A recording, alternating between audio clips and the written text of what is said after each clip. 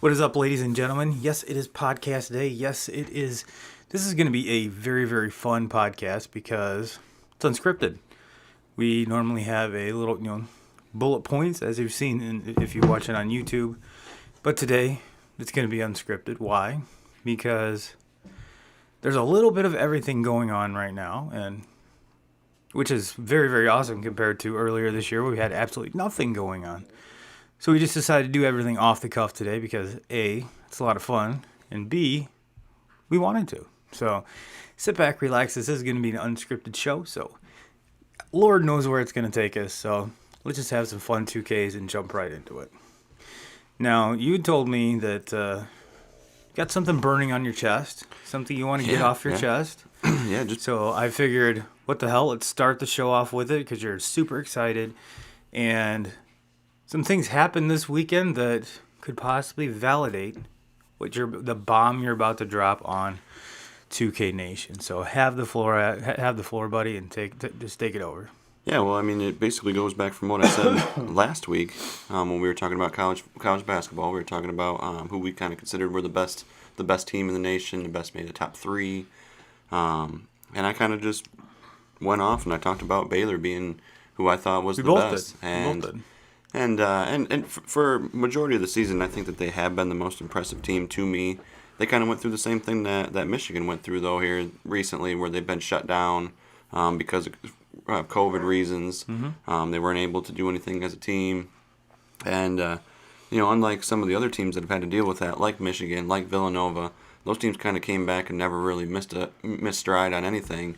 And this Baylor team, coming back off of theirs, they don't look like the same sharp team. No, they don't. And I mean, we talked about it on Friday night before even what happened last night with Baylor getting beat by Kansas last night. Kansas isn't a slouch team. No, not at all. I mean, it's unbelievable stat. I don't remember how many years in a row it's been that they've won the Big 12, the conference. At least 12 or 13 years. Which is, regardless of what conference you play in, if you have that going impressive for you, which they're not going to do it this year. They're not going to win it this year, but that is an unbelievable stat. But no, I'm totally going back on what I said last week, and I haven't wanted to do it, and I think the reason that I haven't wanted to do it is for us Michigan sports fans, there's not a whole lot to be excited about. Very true. Michigan football is very shitty.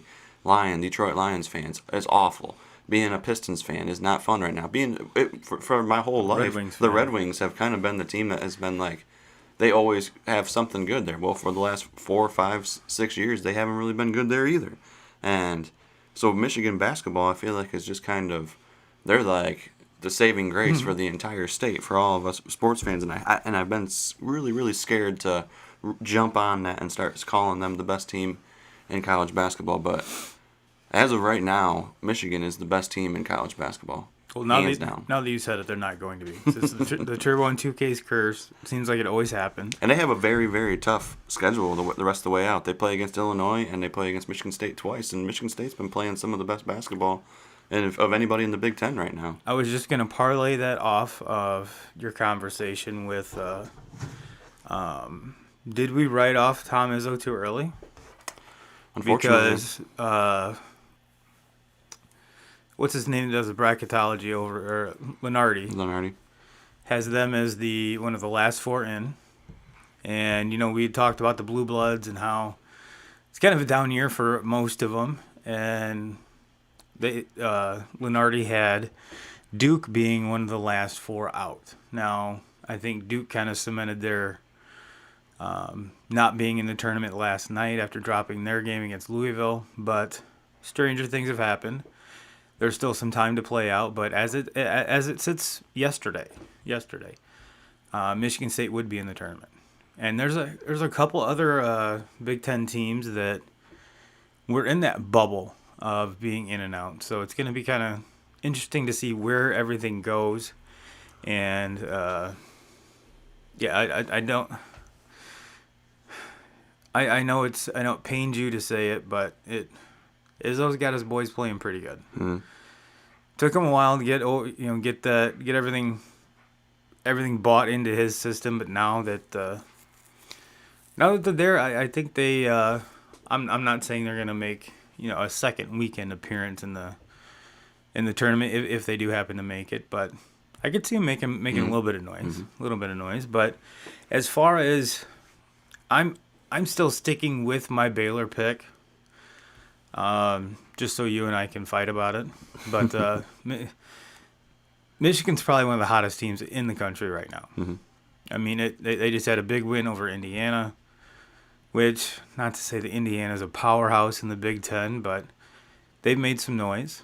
So, Juwan Howard has these boys hot at the right time. What they've done in the last 2 weeks, they were on basically a 14-15 day where they didn't do anything. Mm-hmm. There was nothing basketball related that they can do other than some getting on like a FaceTime or whatever, Zoom calls or whatever you want to. That's basically all that they could do. Mm-hmm. I mean, they could work out individually and do their own, do what they want to do as far as by themselves, but they couldn't do anything as a team. No, nothing organized. They come back after that and they play against Wisconsin, Rutgers, Ohio State, Iowa, Indiana. All those teams are probably going to be in the tournament, with exception of maybe Indiana. They're kind of that team that's going to be. They might be one of the last ones in, but the rest of those teams are in. I mean, no matter what happens, the rest of the way out, those teams are all going to be in, and they beat them all. And I mean, pretty much all those games. The very first one against Wisconsin was kind of a little bit. It took them a little bit to get going, but that was the first game back. The rest of those games, they pretty much won them.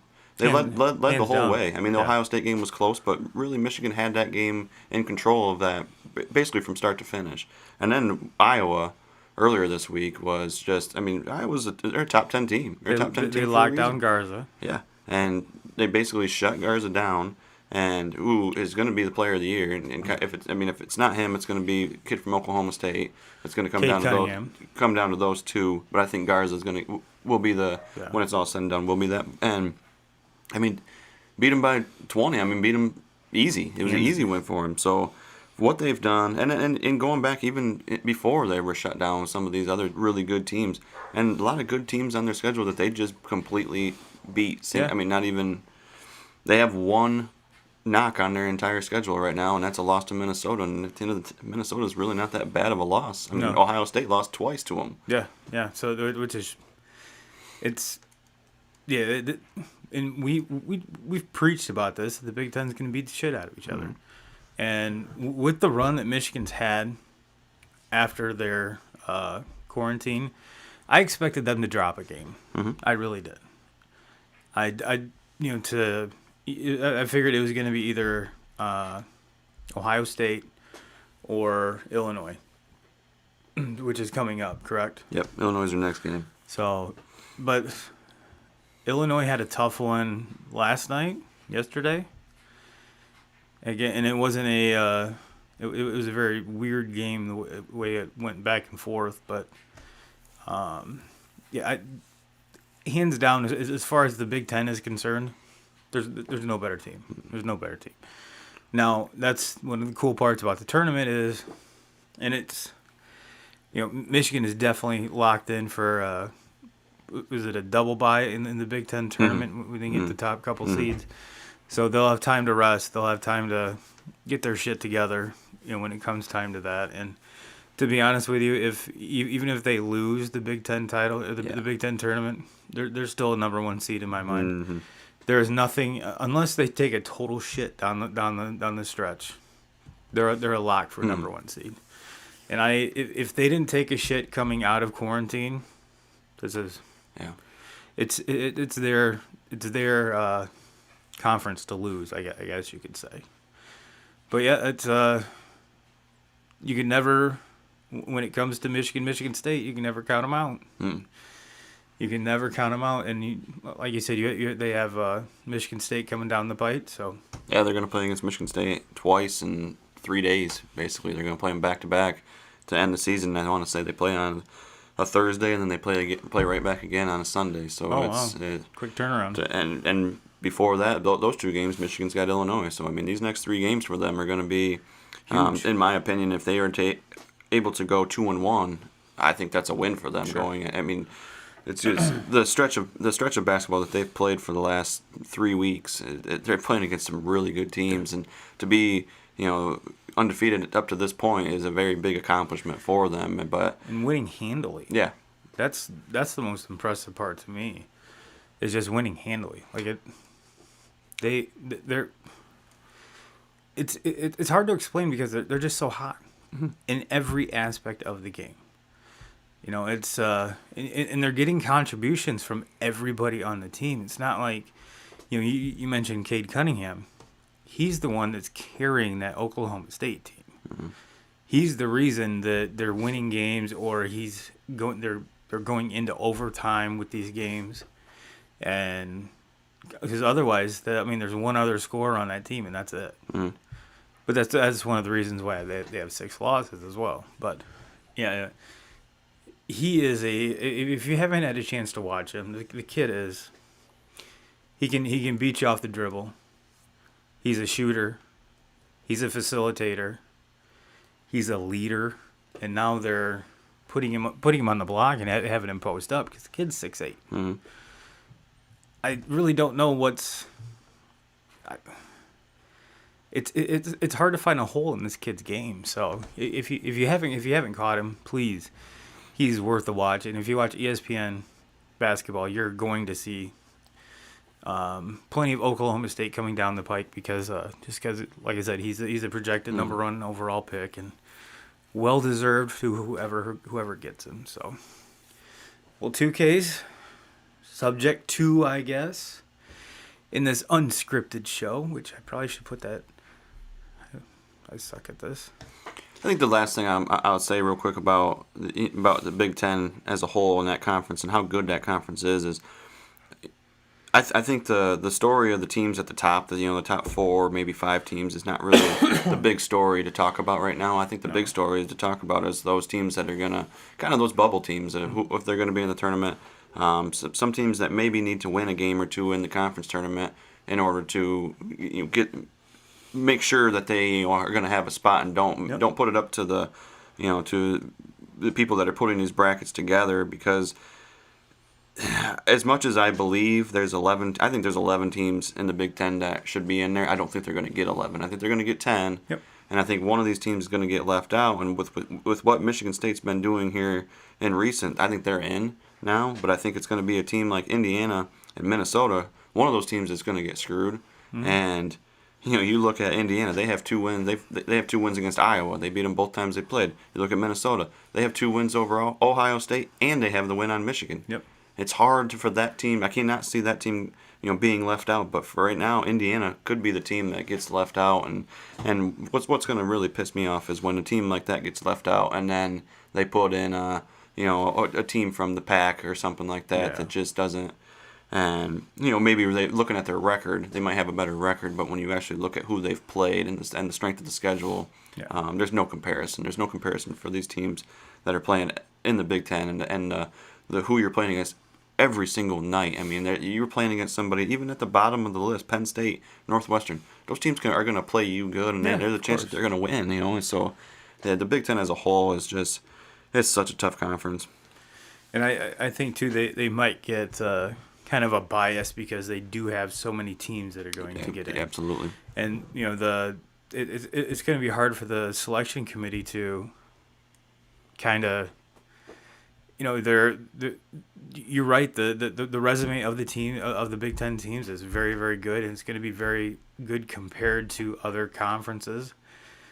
But do you want to let that many teams in from one conference and kind of have the backlash of you're Big Ten biased and shit like that? Well, that's why there's a selection committee, and hopefully they get it right, and they do it more deserving teams rather than kind of that bias thing. So, but 2Ks, happy opening day of spring training for baseball today at 3:00 at Yankee Stadium. You're gonna get to see the newly slender Vlad Jr. It's rumored that he dropped 42 pounds from last year, and he's going to be playing first base instead of third, which I think is a great move for them.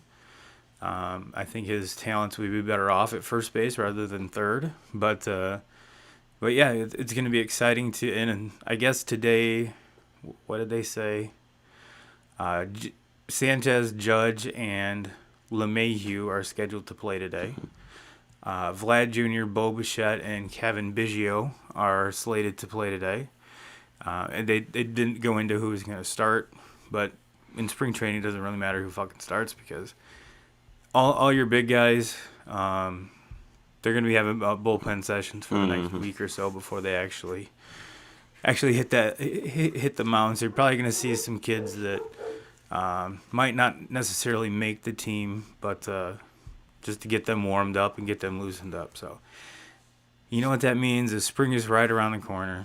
This is my favorite time just to get it going and all that good stuff. So, ladies and gentlemen, if you have found, we forgot to do this 2Ks. If you found value in this or entertainment, I guess I should say, you can support the channel at throw a little bumper up here if it works,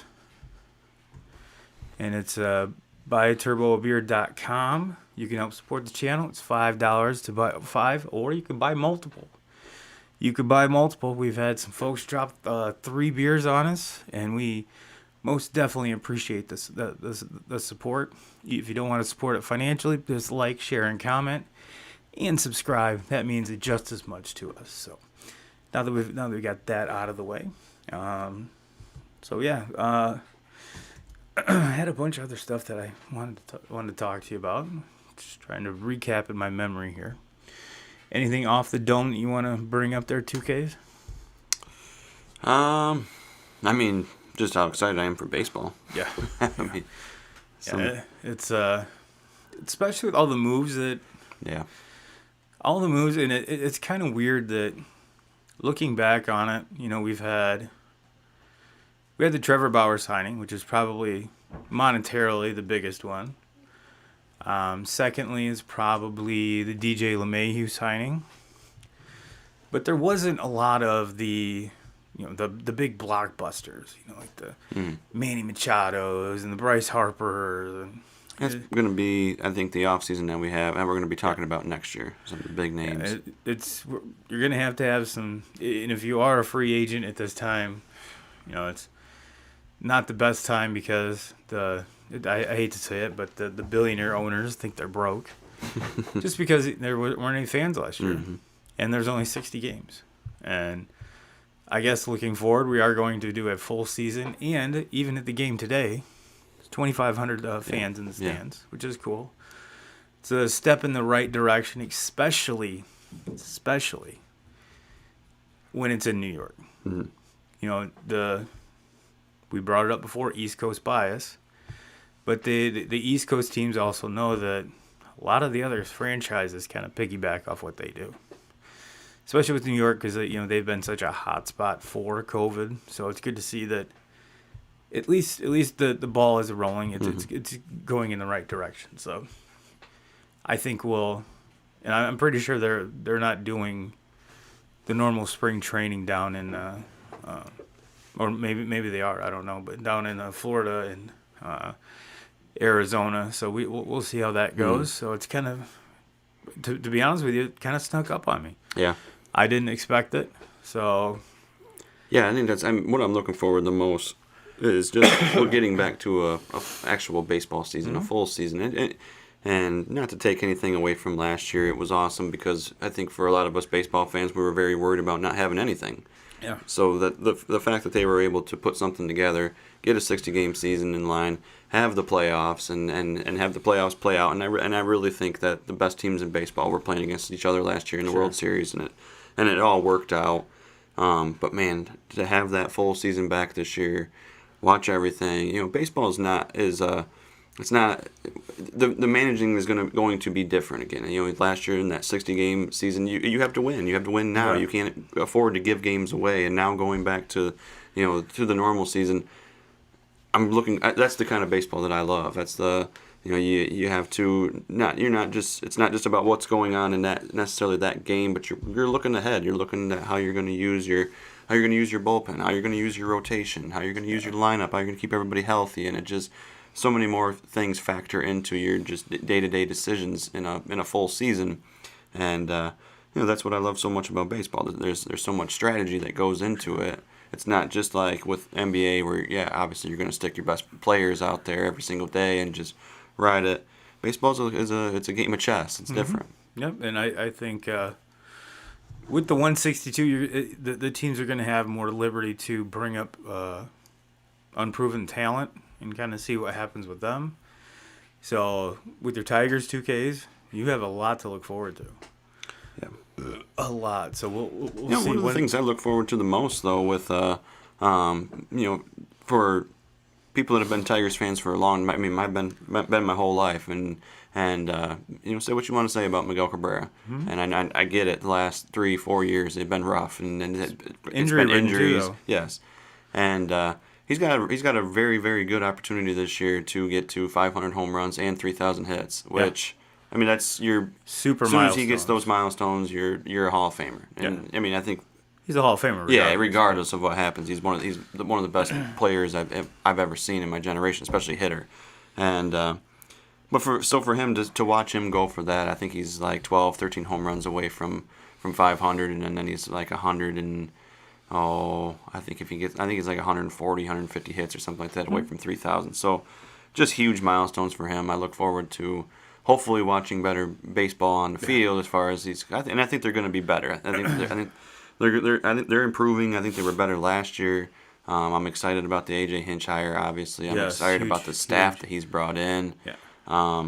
But I hope that watching some of these games down the stretch in the summer, not only that they're playing some relevant baseball, but I want to see Miggy get to these milestones, and hopefully he's got some fans in the stands to enjoy that and take it in also for him. So it's been a rough 3 or 4 years for him, but man, you see him right now at spring training, and he looks healthy. And I think one of the big things going into this season as a Tigers fan, there's no more Jordan Zimmerman. Yes. One of the worst contracts, I think, in Tigers history. So you should be stoked about that. Addition by subtraction. So they did keep Scope.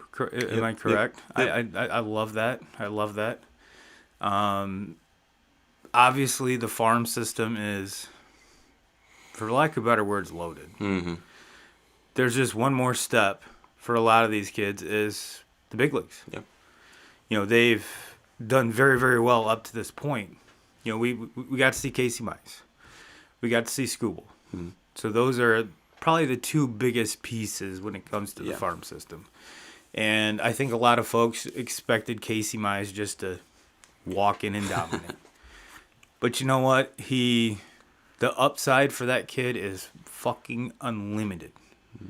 He just needs time. He needs reps. And he's the big name that everybody's talking about. But in all honesty, after watching them pitch, Scooble might have the better upside. And and the fact that he's a left-handed pitcher is is even more because it's hard to find a good legit lefties in the league. Yeah. It's hard. They're few and far between. But no, I'm very excited for both of them. And then, you talk so much about those two, but you don't really necessarily. I think Matt Manning's kind of the guy that gets lost in the wash, and he's another one. It's not a bad guy to be lost in the wash, to be honest with you. Yeah. So, and then the position players. That was the thing. I mean, when they started this turnaround, they went really pitcher heavy in the beginning, and they didn't have really any position players to back that up, and then here in the most recent drafts, that's where they went. The Riley Green, who super excited about him. In my opinion, I think Riley Green is the best player in Detroit's organization at this time. We unfortunately haven't seen him play a big league game yet, but going back to last year, spring training. Last year when they were playing those exhibition games during the spring training, he was the best player in Detroit. I mean, just some of the stuff that he was doing, not only at the plate, but the stuff that he was doing in the outfield defensively, scaling the wall, stealing home runs. Yeah. Left-handed bats for power. I think he's going to be a 280, 300 batter. Just a lot of exciting things. And then when did they draft him? 2 years ago. 2 years ago. Yeah, so it was when they had the number 5 pick. That's what I thought. And then obviously Torkelson. Yep. With everything that Torkelson's done. Big number 1 pick. Yeah, it's no. And then Torkelson, I think at this point is a little bit older, even though he was drafted the next year. He's a little bit older than Green. But those are two guys that they're not going to be able to keep them in the minors for very long. And the Tigers need outfield help, so that's where Riley Green comes in. And I don't know as far as Torkelson, is he going to be a third baseman? Is he going to be a first baseman? He's going to be a first baseman. Yeah. That and to me, that's I believe the same thing, and they need a first baseman. I mean, yeah, because unfortunately, C.J. Cron got off to an amazing start for him last year, and then got hurt. And then what did he play? A handful of games, and which was sad because I thought he was a great fit there. Yep. And then they got him on the cheap for a 1-year deal, so it really wasn't crushing. No one really expected the Tigers to make the playoffs last year, so that really didn't matter to me. Now, the big thing with Torkelson is I agree with you. I think Riley Green is ready right now. Spring, you cut camp, starter. Torkelson, we just haven't seen enough of it yet. You know, that's where it's at. And with Riley Green, though, it is just he's watching him in some of the games and stuff. He just is. The ball sounds different coming off of his bat. Like, and I can remember when the Tigers were really good there, you know, and you had like Miggy and Prince and Martinez and all those guys and all great hitters, but the ball just sounded differently coming off of Miggy's bat. And Miggy, probably power-wise, he wasn't a power hitter as much as Prince Fielder was. I mean, but like squaring the ball. But yeah, and Riley Green, he just kind of has that. And then to go with everything he does defensively and what he can do there, and I just don't. I hope the Tigers don't hold him back too much. No. Like I said, I get it that he's young and you don't want to rush a young player up. But I mean, what happens if the Angels never would have rushed Trout? And what happens if the Padres never rushed Tatis up? And I mean, those are guys that are basically boredom. What a boredom sets in. Yeah. Like, granted, I mean, he has nothing left to prove except MLB facing MLB pitching on a day-to-day basis. Torkelson, to me, if they broke camp and he was a starting first baseman, wouldn't shock me. However, I still think he needs some fine-tuning. He was a great college hitter. There's a reason why they took him number one overall. If we didn't have the everything the pandemic that we were in 2020 at the time, and would have had an actual minor league season, and these kids would have all had a whole year of getting some minor league games in, and instead they were not. They were on basically a practice squad all year and waiting for a call if the Tigers needed scrimmaging against each other. Yes, and that had to be so fucking boring. Yeah.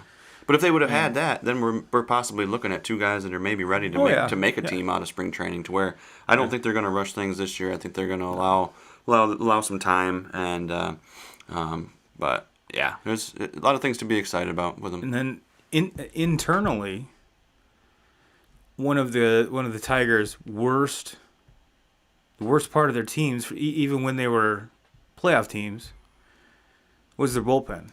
And I think they during the shortened season last year, I think they shored up that bullpen without having to do a lot of work to it.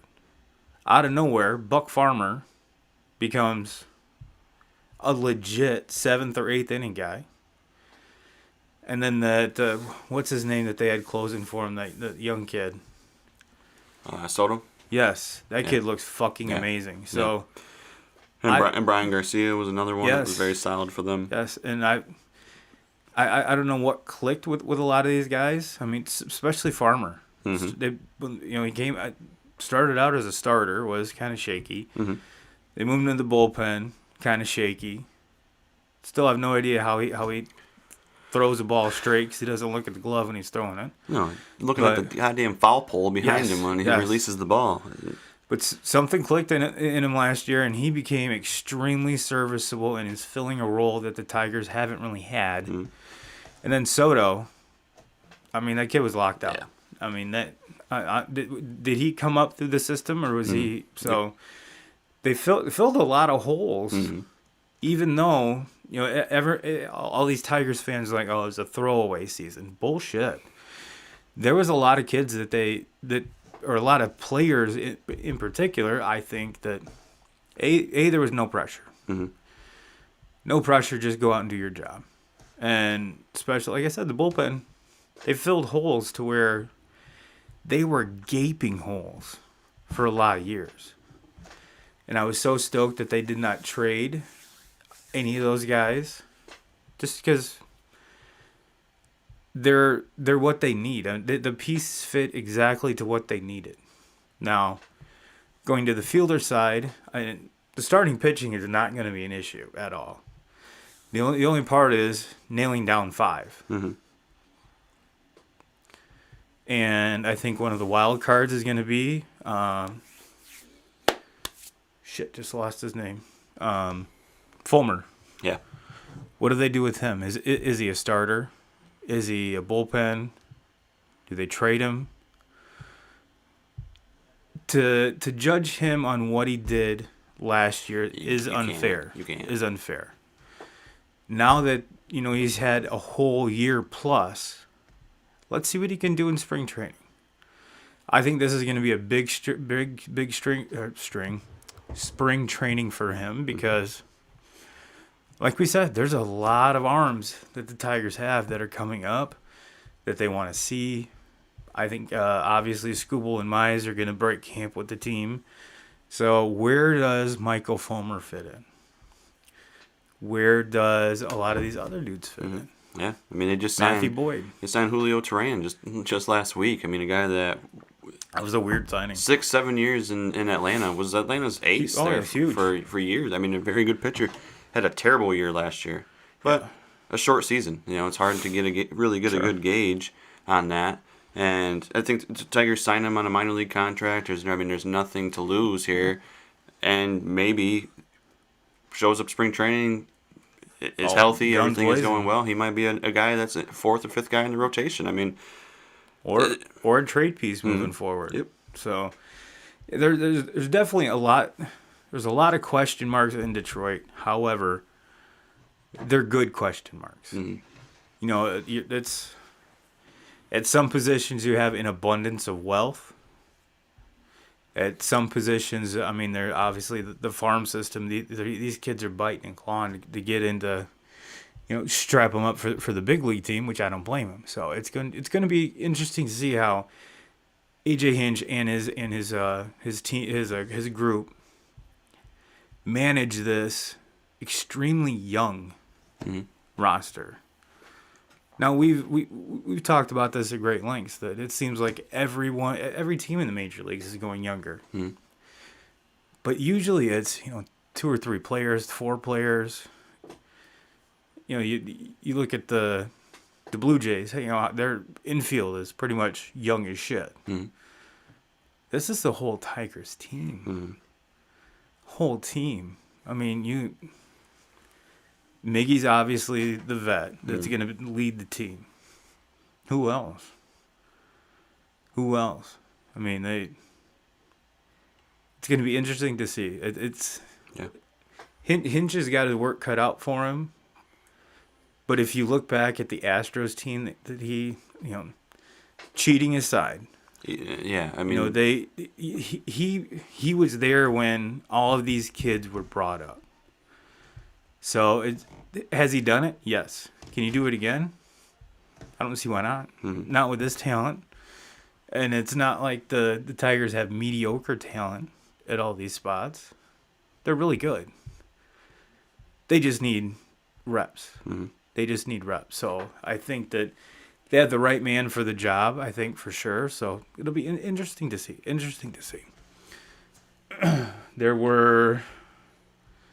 I was kind of shocked that the Players Association turned down the DH through both leagues. Mm. Rather shocked at that. So we're gonna see pitchers hit in the National League still, which to me, I like. Mm-hmm. I'm a traditionalist, but weren't they trying to package that in order for them to go to the international DH? They were going to have to go with expanded playoff, or they were trying to package it together with something, and I think that was the runner on second after 10 innings or some shit, and they both got turned down. Which still the stupidest fucking rule to me is the 3-batter rule coming out of the bullpen. I that rule drives me fucking nuts. I just can't.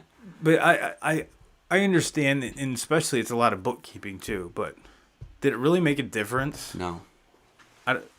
as annoying as the kind of nitpicky that it is, did it really make a difference? I don't think so. I think the full-time DH made a bigger impact. Probably the most impact. And like I said, I was shocked that it got turned down. Like you said, it was kind of a package thing, but the MLB Players Association is probably one of the strongest, probably the strongest union out of all the four major sports. So could it still get implemented? Yeah. They haven't thrown the first pitch in opening day, so it still could happen. Well, we had talked about this before we hit record 2Ks, and it's kind of a excuse me, not a good subject to talk about, but we all saw the news about Tiger Woods, which our thoughts and prayers go out to Tiger. But it seems like to show support, all the major golfers, the top golfers, are wearing red and black to kind of support him, which I think is super cool. His can't remember which lady golfer is wearing it as well. And there was, I believe it's in Puerto Rico or some shit. The grounds crew is also wearing red and black too. Give a big shout out to Tiger. So I thought that was pretty cool. Yeah. I mean, when you talk about Tiger Woods, he's very comparable to like that to Michael Jordan in the '90s, especially for kids growing up watching, for sports fans. So he's one of the reasons I started to play golf. Yeah, I mean, you think of Michael Jordan, like the first thing that pops into my head is the logo man. I mean, he made that logo man. That was cool, and you see that today still on every single jersey and every sport that you're watching. Sure. You see the logo man on there. It's like the Nike. It's like the Under Armour. It's it's the biggest brand in all of sports. I mean, and Tiger Woods. In golf, that's what he was in golf, and he's what made golf so popular. When you think about Tiger Woods back in the late '90s and in the early 2000s, when he was just dominating, there was really not a ton of competition. Like there was not.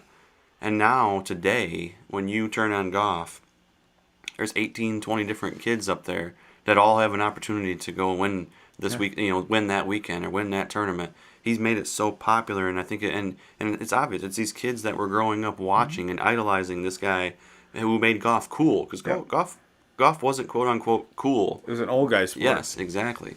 And the coolest guy on the tour then before Tiger was probably John Daly. I mean, he was the most popular one. Everybody. Chichi Rodriguez, just because he used to do that stupid putter thing. Yeah. And then you had John Daly, who's the biggest. He could hit the ball a mile, but he's a fuck up. Yes, exactly. And that's why people loved him though. He was a normal guy. Yes. Yep. And he'd hit, and then he'd be smoking a fucking cigarette, walking down the fairway, drinking a Miller Lite. Yes, drinking a beer, and it was, and so I think that's why people gravitated him. People gravitated to Tiger because he was just not only so fucking good, which regardless of the chasing Jack for. Tiger Woods is the best golfer, the best to ever have a golf club in his hand. I don't know if we'll ever see anybody who can dominate the way that he dominated. Yeah, and here's it's good that you brought up the Michael Jordan comparison, because I'm going to go about this a different way. I'm going to go about it culturally and monetarily. Michael Jordan was probably the most influential athlete in the late 80s, early 90s, because and this is something we've talked about on the podcast, he had white kids saying, I want to be like Mike. And for that time and era, granted it wasn't the 50s and 60s, but that was huge. He was on Wheaties boxes. He was... his shoes, like his shoes were the coolest shoes ever, and they still are. I mean, there's people waiting in line for the new Jordans, and they're $450 a pop, something like that. But he brought more attention to not only the sport, but culturally brought a lot more people together. And yes, Michael Jordan brought not only more revenue to himself and Nike back at that time, and then once he got further along, the Jumpman logo, which is, like you said, one of the most iconic logos in the history of marketing, they marketed that together. Mm-hmm. And then, obviously, his performance on the court brought more fans in the stands, bigger TV deals. Mm-hmm. Now, you fast forward that to Tiger. Like we said, it was an old man sport. Golf was a very expensive sport to play. So guess who were the golfers back then? Rich white guys. Mm-hmm. Tiger brought more eyes, more fans, more people wanting to say, I want to be like Tiger. Mm-hmm. And he was... we'd talk, he was charismatic. He was fist pumping and, making big putts and just putting his hands in the air. And he was very, very, he broke the stereotype of what a golfer should do. Mm-hmm. And he was one of the first golfers that started lifting and started taking care of his body. Now you see these dudes like Brooks Koepka to be a fucking middle linebacker somewhere.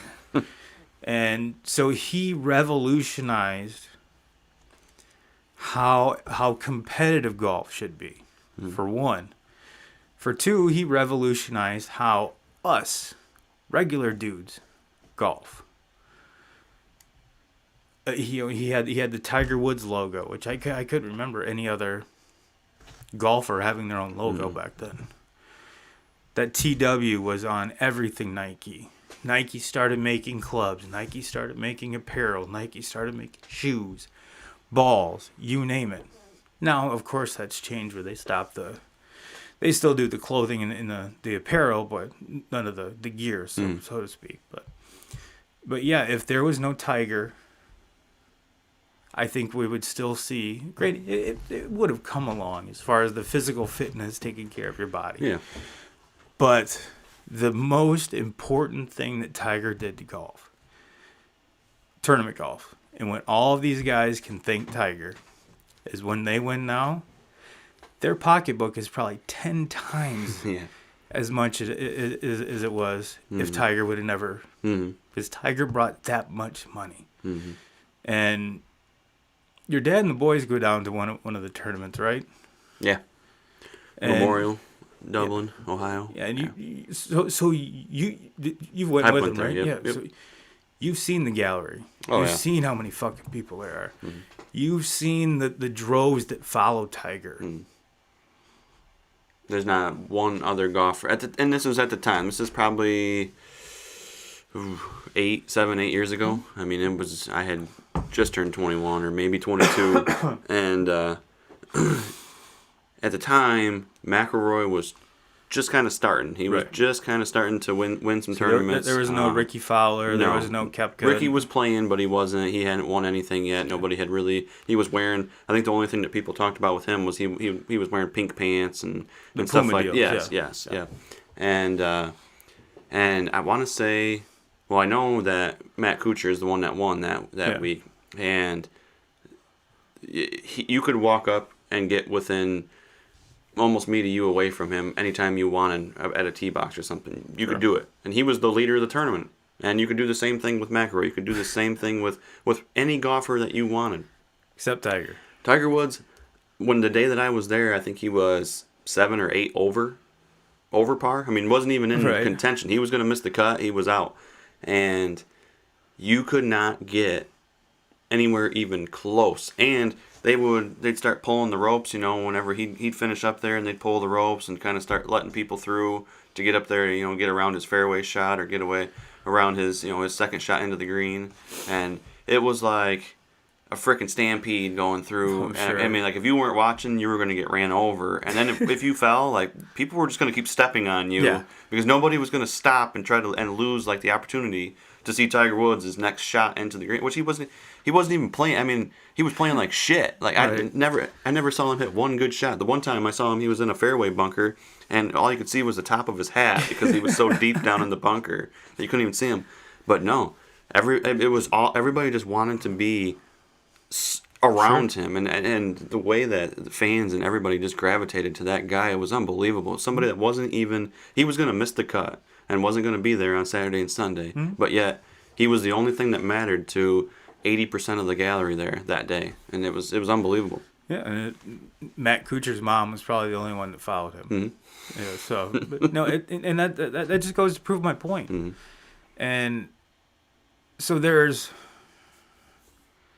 when it comes to and obviously, to kind of wrap this up, I did a video, a short on this, and if Tiger never touches the club again, and this is kind of relevant because what we just saw in the Super Bowl, is Tiger the best champion that's ever lived? Man, it's hard to argue that. And here, well, to me, it's you can think about it one of two ways. How many times he's won, which I think he's 82 and he's tied with Sam Snead for the most wins overall. Obviously, second to Jack with the number of majors. Obviously, and I haven't pulled any stats with this. I'm going to go out on a limb and say he's won the most money in golf history. Yeah. But that's a single person sport. Well, yeah, I'm not going to count the caddy, but single person sport. To me, it's easier to win at a single person sport because you're the only person that's there is you. Whereas, looking back at the Super Bowl and Tom Brady, he's got to rely on a lot of other people. Yep. So your train of thought can go one or two ways. Is it harder to win where you are, Tom, to quote Tom's wife, Tom can't throw and catch the ball at the same time. Yeah. So you're reliant on teammates, and not only the people you're affecting, also the defense, which you have no control over. Special teams, you have zero control over. So it's kind of a weird, it's one of two ways of thinking. That's kind of what my to me easy answer. Tiger's the best champion. Yeah, it's hard to argue it, and to me you almost just can't argue. I mean, you try to argue him, you try to argue Michael Jordan, you try to argue Tom Brady. I think it's safe to say that those three are those are the three that really even. And guys and gals, we're not going to pull up NASCAR bullshit and all that other stuff. We're talking like major sports. Yes. And to me, you really can't compare any of them because their sports are so much different. You talk about Tiger, he's by himself. There's no team aspect that goes into it like with a Jordan and a Tom Brady. But then you look at the fact of with Jordan's championships, it's a series. It's a best of 7 series. Yes. You can slip up a game or two in that series, and it doesn't matter. Then you look at Tom Brady's championships. You can't slip up. He slipped up twice against Eli Manning. Yeah, well, he didn't really. It was just. But didn't put it. I mean, the first. Yeah, the Giants' defense was very, very good. But that going into the year that he had Randy Moss, the Patriots went undefeated. Yeah. That offense was putting points on everybody. It didn't matter. They didn't put points up that night. They didn't score, and you only score 14 points. There's a good chance you're probably going to lose that game, and they didn't. And then you can say really the same thing about really the only time where the Patriots where Tom Brady lost in the Super Bowl was the Eagles game. Their offense was, you couldn't say it. Brady scored with the Eagles.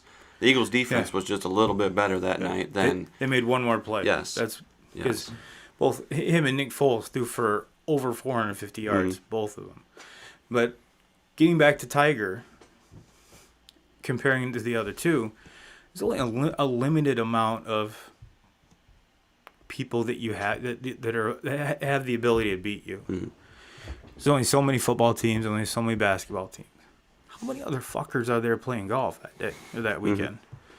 82, 100, 110, depending on what if it's a major, which we'll get into this in a second, but there's a lot more competition. Oh yeah. And getting back to your point, yes, there's Thursday, Friday, Saturday, Sunday with a golf tournament. You can't win the tournament on Thursday, but you can sure as hell lose it. So, having said that, you are trying to do your job, but if one of these fuckers has a hot weekend, there's nothing you can do about it. Whereas with Tom and Mike, they can shift gears and go to another level. We've seen them do it. It's harder to do that on a golf course because there's only so many shots you can take. And then once, and I'm speaking out of turn because I've never been a Masters championship or a tournament champion.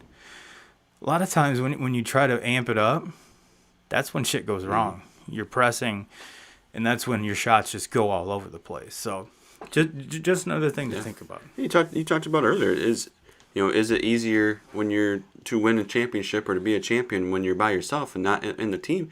I don't know. I mean, there's nights where you don't have it. No. There was nights where Jordan didn't have it. No. And then it takes a guy like a Scottie Pippen to step in and they win that game. Or there was plenty of times when Steve fucking Kerr was the guy knocking down a shot at the end of a ball game. John Paxson. Yes. How many times has Tom Brady just not really had it? I mean, you look a couple years ago when they beat the Rams in the Super Bowl, that offense didn't do anything the whole day. Neither offense did. You look at the Super Bowl with the Patriots and the Seahawks. Seahawks run the fucking football down there. Tom Brady doesn't win that one. I mean, thank you, Steve Kerr. There's times where, with the team thing, you're not gonna have it. You're not gonna have it every single night. No matter. It doesn't matter how good you are. Doesn't matter if you're Jordan. Doesn't matter if you're Brady. You're gonna have off days. Golf. Tiger Woods has an off day, and he basically pissed that entire weekend away because one off day, Thursday or Friday, and you have an off day, you don't make the cut. You make the cut Saturday. You have a rough Saturday. You've fallen out of the field so far that you're not even going to be. They're not even going to talk about you on Sunday because you've fallen out, and if you put yourself 6-7 shots behind going into Sunday, you're not going to make that gap up. So and that's why what was it? Saturday is moving day. So pretty much you're building up to Saturday, Thursday, and Friday. Keep in contention. Hopefully make your move on Saturday and then finish on Sunday. And the thing with Tiger was he just had to get his name somewhere in that, like 2-3 shots back going into Sunday. And his name alone on the board would make everybody scared. Yep. All those leaders that they could see the Tiger effect. And then you hear everything that's going on the course because we talked about that gallery earlier. Oh yeah. You start hearing that gallery and the roars coming from it, and it's I mean obviously I've never been in that situation, but I can only imagine being in the lead and having by a shot or two on Tiger and not being in his group, and maybe his group is in front of you or behind you. Yeah. And I can only imagine that feeling of like that son of a bitch is gonna get me. And that. It was legit the Tiger effect. Just having his name anywhere close was very, very intimidating to a lot of folks. Now, this if God forbid nothing would have happened, that Tiger effect isn't really there as much with these young kids. Whereas back when Tiger was the absolute beast, there was. Freddie Couples was going to be nervous with Tiger Woods behind him, and even Phil Mickelson, who's kind of been through this whole process with Tiger. I mean, I think Phil's a couple of years older, but for the longest time, they were extreme competitors or rivals, I guess you'd say, and so I can even being friends. Phil was intimidated, and he would tell you that he's intimidated. Now, let's talk Dustin Johnson. He won the Masters, correct? Yep. Unfortunately for him, I think he's had the shortest Masters tenure of any of the Masters winners ever. So he's getting shortchanged by 6 months. Because instead of April, they played it in November. So I feel bad for him. I really do. I mean, it's like, God damn, everyone else gets to do this for a year. I do it for 6 months. This is bullshit. So I guess, DJ, if you're listening, probably the best thing to do is just go fucking win it again. Just go win it again. And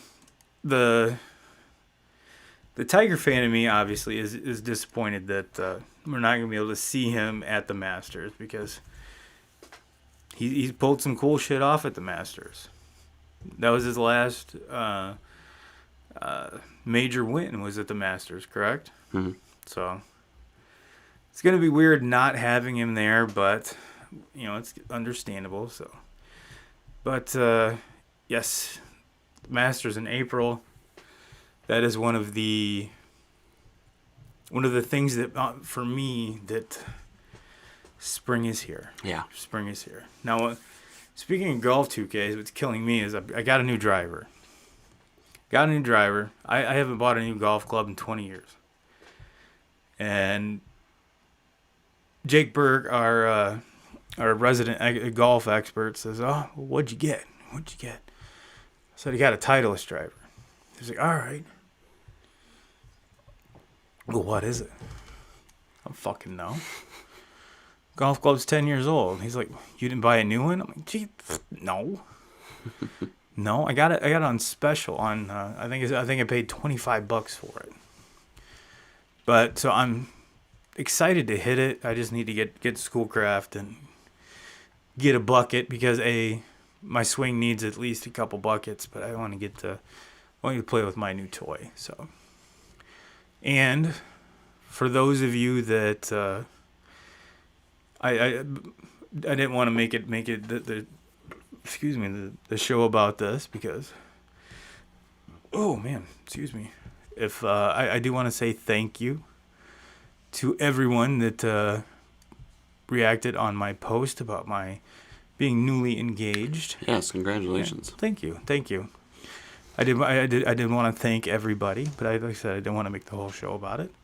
But I just want to I couldn't do the show and not say thank you. So 2K crew, I appreciate you and I love you. You all know that. Well, 2Ks, we're about 57 minutes. Let's get one more topic out here, and then we'll wrap it up. What else you got over there?